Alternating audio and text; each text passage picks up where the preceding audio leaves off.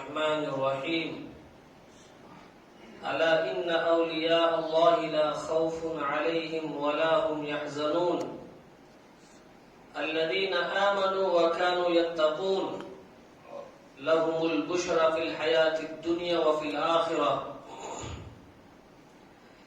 اللہ رب العالمین نے فرمایا خبردار جو اللہ تعالیٰ کے اولیاء ہوتے ہیں ایسے لوگوں کے اوپر کوئی خوف نہیں ہوتا اور نہ ہی وہ غم میں ہوتے ہیں. اب اللہ کے اولیاء کون ہیں؟ اللہ نے ان کی صفت بیان فرمائی. الذین آمنوا، جو ایمان میں مضبوط ہو، ایمان میں پختہ ہو، وہ اللہ رب العالمین کے اولیاء ہیں. وَكَانُوا يَتَّقُونَ، دوسری صفت، دوسری علامت اللہ نے یہ بتلائی کہ وہ اللہ رب العالمین سے ڈرنے والے ہوں. تیسری صفت اللہ رب العالمین نے فرمایا لَهُمُ الْبُشْرَى فِي الْحَيَاةِ الدُّنْيَا وَفِي الْآخِرَةِ، کہ دنیا کی زندگی میں ان کو بشارت ملتی رہتی ہو اور آخرت کے لیے بھی ان کو بشارت ملتی رہتی ہو، ان کو بشارت سنائی جاتی ہو. اس آیت کے اندر اللہ تعالیٰ نے اللہ کے ولی کون ہیں، اولیاء یہ جمع ہے ولی کی. ولی کا معنی ہوتا ہے دوست. اللہ رب العالمین کے دوست کون ہیں؟ واضح طور پر ہم سب سے بڑے اولیاء نبی کریم صلی اللہ علیہ وسلم کے ساتھ ساتھ تمام انبیاء کرام کو مانتے ہیں کہ وہ اللہ کے ولی ہیں، اللہ کے اولیاء میں سے ہیں، سب سے بڑا مقام ان کا ہے. اس کے بعد ہم بالاتفاق صحابہ کرام کے بارے میں یہ کہہ سکتے ہیں کہ وہ بھی اللہ کے اولیاء ہیں، اس لیے کہ اللہ تعالیٰ نے ان کی مغفرت کا اعلان کیا اور ساتھ ہی ساتھ ان کے اوپر راضی ہونے کا سرٹیفکیٹ بھی اللہ رب العالمین نے ان کو دیا. اس کے بعد تابعین، جس کے بارے میں بھی نبی کریم صلی اللہ علیہ وسلم نے فرمایا کہ میرے بعد سب سے بہتر زمانہ تابعین کا زمانہ ہے. تو یہ ایسے زمانے جن کو ہم بالاتفاق یہ کہہ سکتے ہیں کہ یہ سارے کے سارے لوگ اولیاء کرام میں سے ہیں. لیکن اس کے بعد ہم کسی بھی آدمی کے بارے میں خاص طور سے یہ نہیں کہہ سکتے کہ یہ اللہ کا اولیاء ہے، اس لیے کہ اس کے بارے میں ہم ظاہری طور پر حکم لگا سکتے ہیں، ظاہری طور پر اس کے بارے میں معلوم کر سکتے ہیں، لیکن باطن اللہ کے حوالے، اس کا اندرونی معاملہ اللہ کی ذمہ ہے. اس لیے ہم کسی کے متعین کے بارے میں یہ نہیں کہہ سکتے کہ یہ اللہ کا اولیاء ہے. اللہ رب العالمین نے اولیاء کرام کی 4 صفتوں کو بیان فرمایا.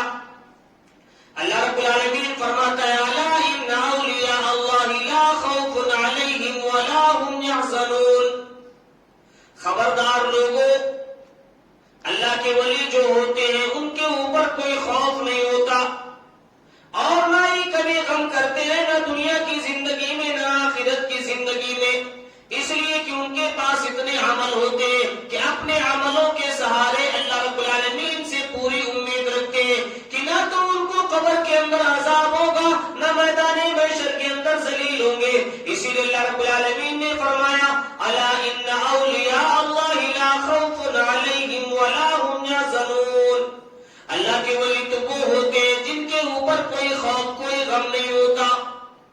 اللہ رب العالمین نے پہلی صفت بیان فرمائی الذین آمنوا، جو ایمان میں مضبوط ہوتے ہیں، جن کا ایمان مضبوط ہوتا ہے وہ اللہ کے ولی ہیں.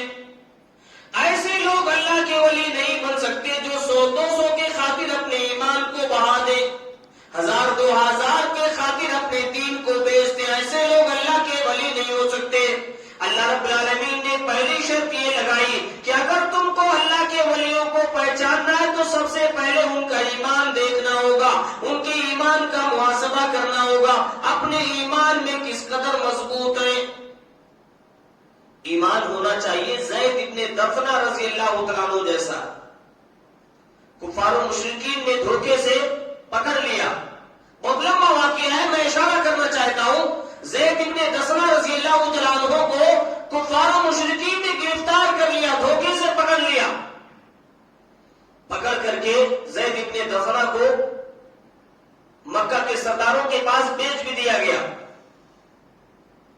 حضرت زید بن دفنہ رضی اللہ تعالیٰ عنہ کو پھانسی دینے کی نوبت آ گئی اور یہ بتایا گیا کہ اب ان کو پھانسی دی جائے گی حضرت زید بن دفنہ رضی اللہ تعالیٰ عنہ کو.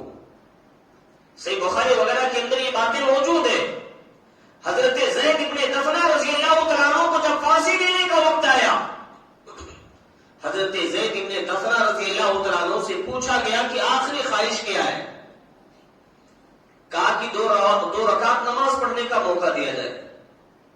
حضرت زید بن دفنہ رضی اللہ تعالیٰ عنہ نے 2 رکعت نماز پڑھی اور پڑھنے کے بعد کفار و مشرکین کے سامنے علل اعلان کا کہ اگر مجھے اس بات کا ڈر نہ ہوتا کہ تم یہ تصور کرو گے کہ زید بن دفنہ نے تو میرے ڈر کی وجہ سے اتنی لمبی نماز کی ہے, اگر یہ مجھے خوف نہ ہوتا تو ابھی اور لمبی نماز پڑھتا, لیکن مجھے اس بات کا ڈر تھا کہ کہیں تمہارے اندر یہ تصور پیدا نہ ہو جائے کہ میرے ڈر کی وجہ سے زید بن دفنہ اتنی لمبی نماز پڑھ رہا ہے. یہ ایمان دیکھیے, یہ ایمان ہونا چاہیے. زید بن دفنہ رضی اللہ تعالیٰ عنہ سے اس کے بعد کہا گیا کہ اے زید بن دفنہ یہ بتاؤ, اگر تم کو گھر کے اندر چھوڑ دیا جائے, تم کو یہاں سے چھوڑ کر کے تمہارے گھر بھیج دیا جائے اور تمہاری جگہ پر محمد صلی اللہ علیہ وسلم کو لا کر کے سولی دی جائے, پھانسی دی جائے, تو تم کو کیسے محسوس ہوگا؟ تم کیسا محسوس کرو گے؟ ایمان دیکھیے صحابہ کرام کا, جس کے بارے میں اللہ نے فرمایا کہ اللہ کے ولی وہ ہوتے ہیں الذین آمنوا, جن کے ایمان زندگی کے کسی بھی موڑ پر ڈگمگاتے نہیں ہیں, اپنے ایمان کو مضبوطی سے پکڑے رہتے ہیں, ان کے اندر اللہ کے اولیاء کی صفت ہوتی ہے. زید بن دفنہ نے کہا کہ اے کفار و مشرکین, تم میرے نبی کی بات کرتے ہو کہ میں گھر کے اندر موجود رہوں, میرے نبی آ رہے ہیں, تم کان کھول کر کے سن لو, مجھے تو اتنا بھی گوارا نہیں ہے, میرے دل کے اندر اتنا بھی گوارا نہیں ہے کہ میرے نبی کسی غلیچے کے اوپر بیٹھے ہو, کسی گدے کے اوپر بیٹھے ہو, پھر بھی میں یہ نہیں چاہوں گا کہ میرے نبی کے پاؤں میں کوئی کانٹا بھی چبھ جائے. میرے نبی کی یہ اوقات میرے نزدیک ہے, میرے نبی کی محبت میرے نزدیک ہے, میں بھی گھر پر رہوں, میرے نبی بھی گھر پر رہے, تو بھی میں یہ نہیں چاہوں گا کہ میرے نبی کے پاؤں میں کانٹا بھی چبھ جائے. مجھے سولی دینا ہے, سولی پر چڑھا دو, لیکن میرے دل کے اندر یہ گوارا نہیں ہوگا کہ میرے نبی کے پاؤں میں ذرہ برابر کوئی تکلیف ہو جائے. اسی کو اللہ نے فرمایا الذین آمنوا, جن کے ایمان مضبوط ہو, جان چلی جائے, جان نکل جائے, جسم کے بوٹیاں کر دیے جائے, لیکن انسان کا ایمان ڈگمگانے نہ پائے, وہ اللہ کے ولی ہوتے ہیں, وہ اللہ کی صفت ہوتے ہیں. ایسا نہیں کہ بڑے بڑے بال رکھ لیا, لوگوں کو جمع غفیر جمع کر لیا, سب سے بڑی ولی بن گیا, سب سے بڑا ولی بن گیا. یہ ایمان کا پہچان نہیں ہے, یہ اللہ کے ولیوں کا پہچان نہیں ہے. یہ لوگوں کے نظروں میں تو ہو سکتا ہے, لیکن اللہ کے نظروں میں ولی ایسا آدمی نہیں بن سکتا ہے.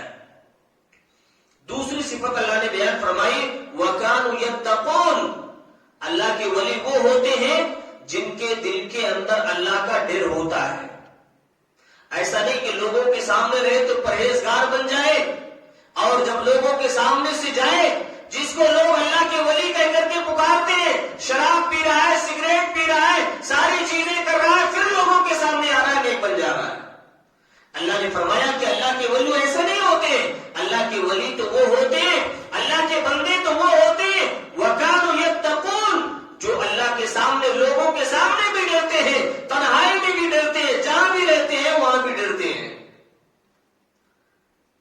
حضرت عمار ابن یاسر رضی اللہ تعالیٰ عنہ, ان کے باپ کو, ان کی ماں کو کفار و مشرکین نے گرفتار کر لیا, سزائیں دے رہے ہیں, امیہ ابن خلف وغیرہ, ابو جہل وغیرہ, عمار ابن یاسر, حضرت یاسر, ان کی ماں سمیہ رضی اللہ تعالیٰ عنہ کو سخت سزائیں دی جا رہی ہیں.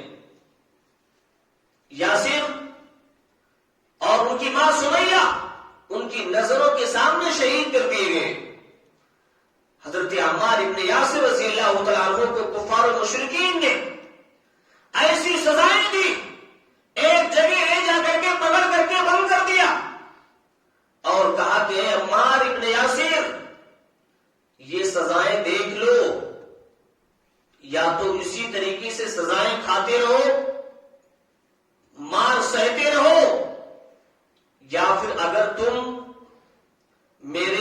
معبودوں کی تعریف کر دو اور اپنے نبی کی برائی کر دو، تب ہم تم کو یہاں سے چھوڑیں گے، یہاں سے آزاد کریں گے۔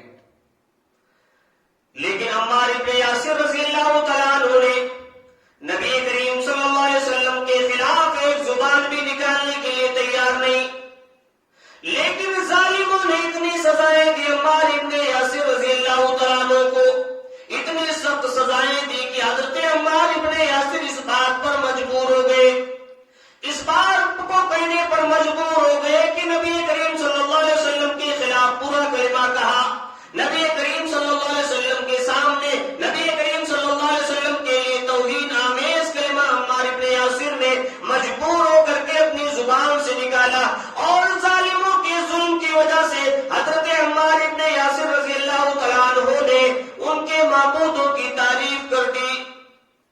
جب کفار و مشرکین نے حضرت عمار ابن یاسر کو چھوڑ دیا، عمار ابن یاسر کو آزاد کر دیا، اللہ کا ڈر دیکھیے، اللہ کا خوف دیکھیے، نبی کریم صلی اللہ علیہ وسلم کے خلاف زبان نکلی ہے، ان کے باقی معبودوں کی تعریف زبان سے نکلی ہے، ڈر گئی کہیں ایسا نہ ہو ہمارا ایمان خطرے میں پڑ گیا ہو، ہمارے ایمان کو اللہ تعالیٰ مٹا دیا ہو۔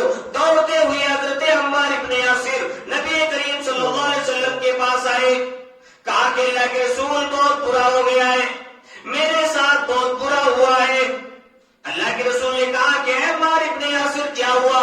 کہا کہ اللہ کے رسول بہت برا ہوا ہے، میں نے آپ کے خلاف غلط الفاظ نکالے ہیں، ان کے معبودوں کی تعریف میں نے کر دی ہے، لیکن اے اللہ کے رسول یہ سارے کلمات میں نے جان بوجھ کر کے نہیں نکالے، بلکہ ان کے ظلم کی وجہ سے، ان کے مار کی وجہ سے، ان کے ضرب کی وجہ سے مجبور ہو کر کے میں نے یہ الفاظ کہے ہیں۔ یہ اللہ کا ڈر ہوتا ہے، یہ اللہ کا خوف ہوتا ہے۔ جب آدمی سے کوئی غلطی ہو جاتی ہے فوراً ڈر کی وجہ سے اللہ کی طرف رجوع کرتا ہے۔ ایسے لوگوں کے بارے میں اللہ نے فرمایا وَكَانُوا يَتَّقُونَ، جن کے دل کے اندر اللہ کا ڈر ہوتا ہے، اللہ کا خوف ہوتا ہے، وہ اللہ کے ولی ہوتے ہیں۔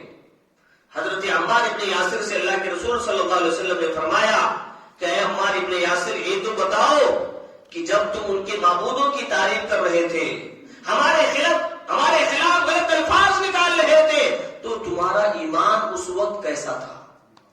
تمہارا ایمان اس وقت کیسا تھا؟ یہ تو بتاؤ کہ ایمان تمہارا کیسا تھا؟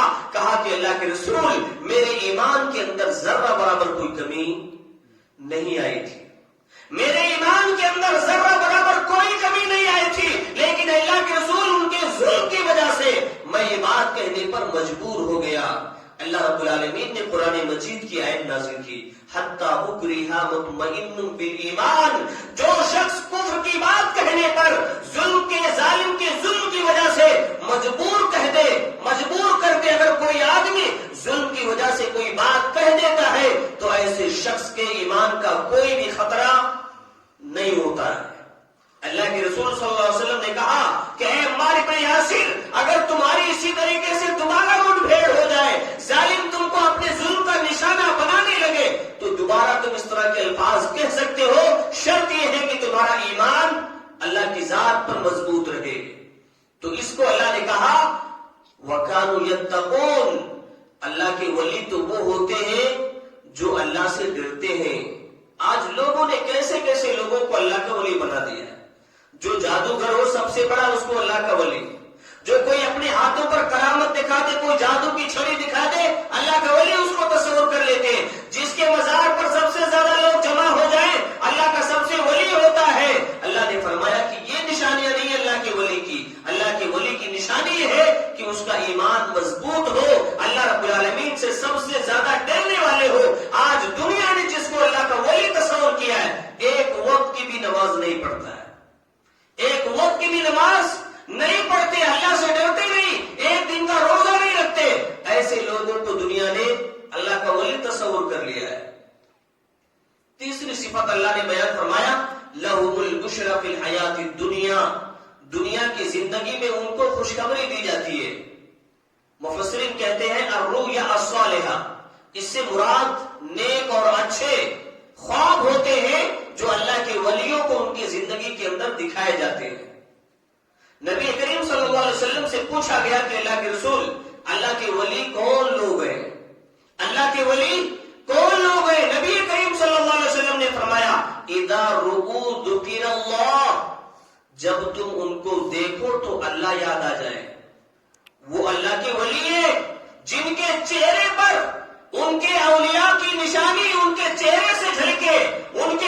کی علامت ان کے چہرے سے جھلکے.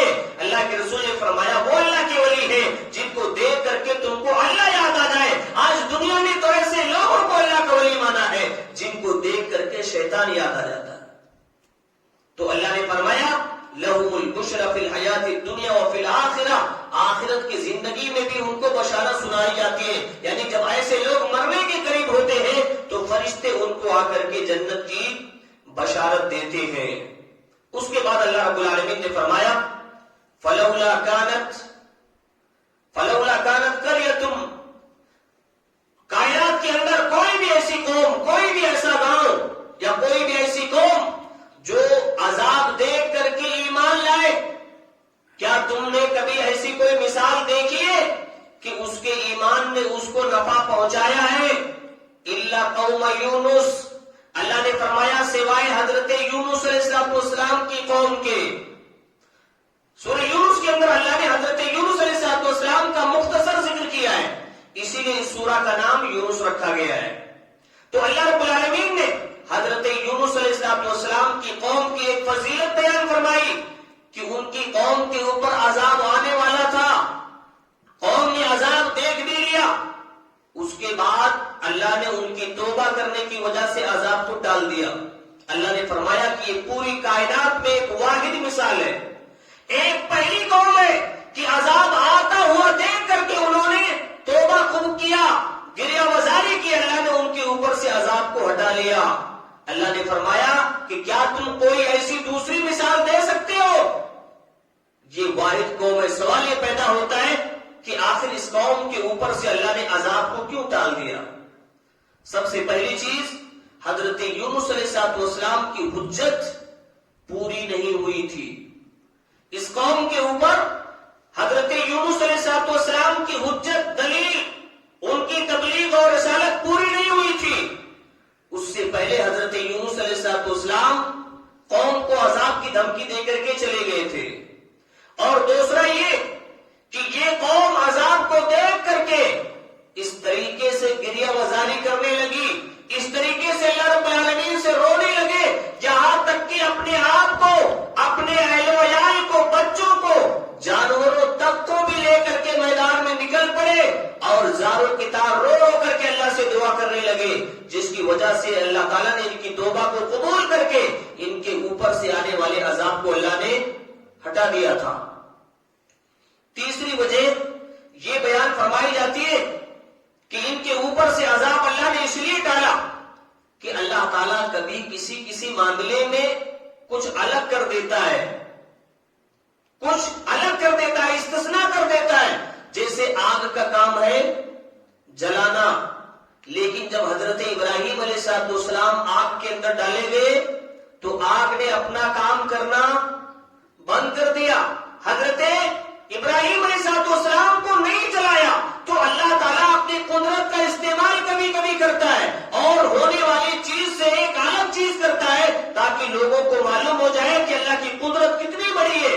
تو یونس علیہ السلام کی قوم کے ساتھ اللہ نے استثناء کیا, ان کو اس قانون سے الگ کر دیا کہ آنے والا عذاب بھی ان کے اوپر سے ٹال دیا. حضرت یونس علیہ السلام کے دعوت کا مرکز نینوا تھا جو دریائے دجلہ کے قریب واقع تھا. حضرت یونس علیہ السلام کا زمانہ حضرت عیسیٰ علیہ السلام سے تقریباً 800 سال پہلے بتایا جاتا ہے. حضرت عیسیٰ علیہ السلام سے تقریباً 800 سال پہلے بتایا جاتا ہے. حضرت یونس علیہ السلام نے اپنی قوم کو تقریباً 7 سال کی دعوت و تبلیغ کی. 7 سال سے اپنی قوم نینوا کو بت پرستی سے بچانے کی درخواست کی اور ان کو سیدھے راستے پر لانے کی کوشش کی, لیکن لوگ آنے کی بجائے اور زیادہ گمراہی کی طرف جا رہے تھے, جس کی وجہ سے حضرت یونس علیہ السلام ناراض ہو کر کے عذاب کی دھمکی دے کر کے, اور وہ بھی متعین کر دیا دن. مفسرین کہتے ہیں, بعض مفسرین کی 3 دن کا, کہ 3 دن کے اندر تمہارے اوپر عذاب آ جائے گا, اور بعض مفسرین نے کہا ہے کہ 40 دن کا وقت کہا, جبکہ اللہ تعالیٰ نے ان کو کوئی حکم نہیں دیا تھا. حضرت یونس علیہ السلام کو اللہ نے اس طرح کے دن متعین کرنے کا کوئی کے باوجود بھی حضرت یونس علیہ السلام نے دن متعین کیا، اور متعین کرنے کے بعد حضرت یونس علیہ السلام اللہ کے حکم کے بغیر وہاں سے چلے گئے۔ 3 دنوں کے بعد جب قوم نے دیکھا کہ اللہ کا عذاب آ رہا ہے، حضرت یونس علیہ السلام کو حضرت یونس علیہ السلام کی قوم ڈھونڈنے لگی، لیکن حضرت یونس علیہ السلام نہیں ملے، اس لیے کہ وہ تو وہاں سے کوچ کر گئے، ہجرت کر کے چلے گئے وہاں سے۔ جب قوم نے دیکھا کہ حضرت یونس علیہ السلام نہیں ہے، اپنے عقل سے، اپنی رائے سے اپنے پورے گھر بار کے لوگوں کو، اپنے بچوں کو، حتیٰ کی جانوروں کو بھی ایک میدان کے اندر جمع کر لیا، اور جمع کرنے کے بعد اللہ رب العالمین سے رو رو کر کے دعا کرنے لگے، گریہ وزاری کرنے لگے، ایسی رو رو کر کے اللہ سے دعا کیا کہ اللہ نے اس قوم کی دعا کو قبول کر لیا، اور دنیا کے اندر ایک واحد قوم بنی جس کے اوپر آنے والے عذاب کو بھی اللہ نے ٹال دیا۔ ورنہ دنیا کے اندر کوئی بھی ایسی قوم نہیں ہے حضرت یونس علیہ السلام کی قوم کے علاوہ کہ جس کے اوپر آنے والا عذاب ہو اللہ تعالیٰ اس کے بعد اس کو ٹالا ہو۔ کوئی قوم نہیں ہے سوائے حضرت یونس علیہ السلام کے۔ تو اللہ تعالیٰ نے حضرت یونس علیہ السلام کے اوپر، ان کی قوم کے اوپر جو آنے والا عذاب تھا، کئی وجہوں میں میں نے بتایا، اس کی وجہ سے اللہ تعالیٰ نے ان کے عذاب کو ٹال دیا۔ اللہ رب العالمین سے دعا کرے اللہ تعالیٰ تمام مسلمانوں کو کتاب و سنت کے مطابق اپنے عقیدے کو بنانے کی توفیق عطا فرما، اور اللہ کا ولی انہی کو تسلیم کرنے کی توفیق عطا فرما، یا انہی کو ماننے کی توفیق عطا فرما جن کے اندر ایمان کی، اللہ کی پرہیزگاری کی، یا جو اللہ اور اس کے رسول نے علامتیں بتائی ہیں وہ علامتیں ان کے اندر پائی جاتی ہوں تو ان کو اولیاء تصور کرنے کی توفیق عطا فرما۔ آمین۔ وآخر دعواہم الحمدللہ رب العالمین۔